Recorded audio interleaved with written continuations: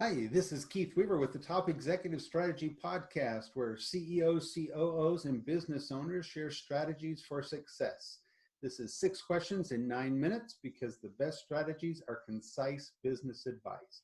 So we're going to be concise and jump right in right now with our first question in a few words.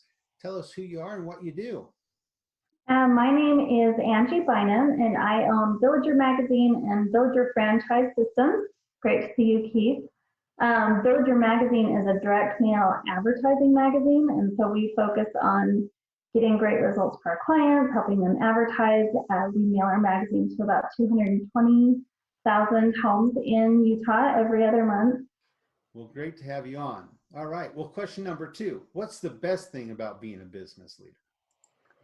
So the best thing, I think there's a lot of different things that are great about it, but really I love being a person that are either our customers, our business owners who advertise, or our franchisees can come to for stability. So I think in business, it's a roller coaster. Most people who own businesses know that, there's lots of ups, lots of downs and zigzags. And so I think it's really important as a business leader to offer stability and vision, like, hang on, it's going to be okay. I like that. Very good. All right.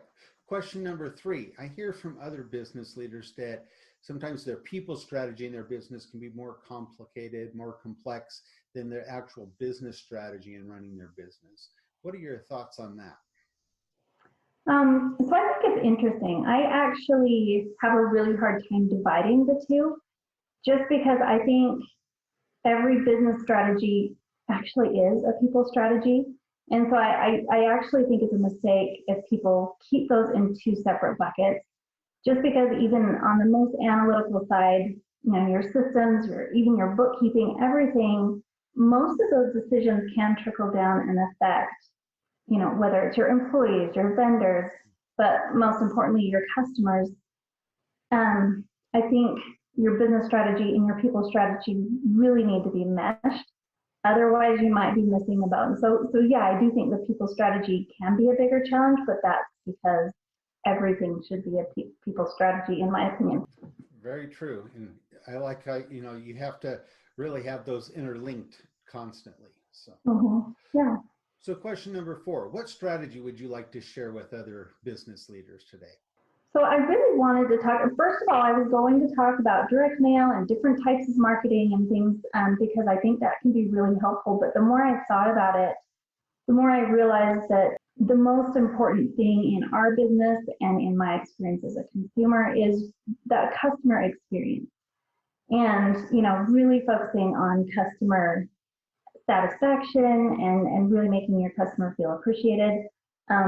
It's interesting because I was listening to a podcast the other day and they were interviewing the founder of Zappos, the huge online shoe company. And he said he actually has no passion for shoes, only owns about 4 pairs. But what his intention was when he started that business was to just create an excellent consumer process and just make the customer experience really fantastic. And so I've really been thinking about that a lot lately and realizing it almost doesn't matter the product because there's a million shoe companies and even just locally, there's dozens of things for people to choose when they're deciding their marketing strategy.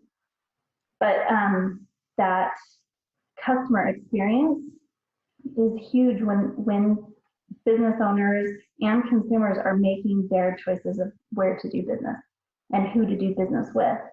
And it also reminds me, just another example of a local business owner.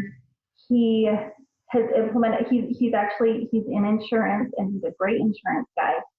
And as his business has grown, his client list is massive now.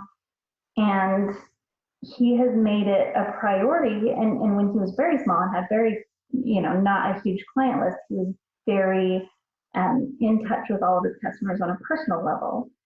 And now he's grown to a point where he's had a hard time maintaining that because there's only so many hours in the day. And so he's actually hired somebody to do his thank you cards, do his birthday cards, and actually help him stay in touch with his customers on a personal level. And it's actually really paid off for his business, because even though his business has scaled quite a bit, it's maintained that personal level, and that personal connection with his customers. And it's interesting because with our company as well, when I first started, there was a lot of customer interaction with every single business owner, and I still consider many of our advertisers really close friends, because we solidified that relationship in the beginning. But it can become difficult as a company scales and as a company grows, and so I think it's easy to forget that piece of it.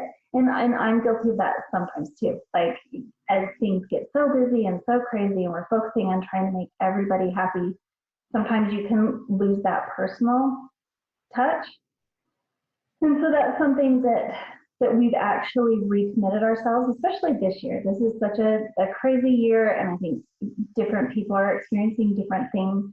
And so we're really trying to reach out on a personal level to our business owners, but then also in the product itself that mails to our homes. We want it to have an element of trust, and that we care about the community and that sort of thing. And so I guess my main thing I just wanted to focus on today in these couple of minutes is just, even if your business has really, really grown, or even if your business is just starting out, just focusing on those relationships and making sure that your customer knows you care about them, and that you care about their success. In our case, our success is determined by our customers' success. But I really think that our customers have gotten the impression that we really care. And, it's not just about making a quick buck. So that's pretty much it.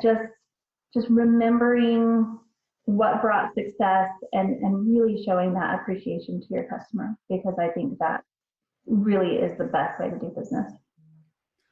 Well, and a couple words that really stuck out to me is, when you said trust, relationship, and friendships as part of things, but also, the two examples that you gave were examples of your own customers, and it really shows that you dive into your customers, understand them, and know the ins and outs of their business and what they're doing and stuff. And so those are prime examples of exactly doing what you're talking about, the strategy that you're talking about, and being successful that way. So great examples. So real quickly, we have under a minute left, but question number 5: what other successful business owners, CEOs like yourself, would you like to acknowledge here, you think would be good on this podcast? So I know hundreds of business owners, so it's hard to single out a couple, and we're short on time, but Amy Hafen, she's actually a very good friend, but she owns a company called MediaFast in American Fork. And they're actually doing millions and millions of dollars in revenue, and they're a tiny company. They have clients like Sony and Shell Oil, but they also service tiny companies as small as ours. So she's the CEO and owner of that company, and she'd be great. Awesome. Well, I will reach out to her and see if she's available. So one final quick question. Question number 6. Tell me about your favorite past boss. Okay, so really quick, I haven't had a boss in over 20 years, so that's a tricky question. But I worked for 4 years. I worked for Wendy's as a teenager, and I wouldn't say a specific boss, but the Wendy's system, especially back in the day, like, it was on point. We could serve a family of 8 their meal in 30 seconds, and so just those systems that I learned, the work ethic, and then also the systems that company had in place back then, were just incredible. I think they've affected me to this day. That's awesome. Well, hey, it has been great having you on. We are about out of time. So real quick, can you tell people how they can get a hold of you or connect with you? At our website, villagermagazine.com, and then you can connect with me on LinkedIn. Just Angie Bynum I think it's Angie-Bynum, but I'd love to connect on LinkedIn. Well, this is Keith Weaver, and this is the Top Executive Strategy Podcast. And for more insights, you can follow us at Weaver Business Coaching on LinkedIn or on your favorite podcast platform. And we wish you the best success.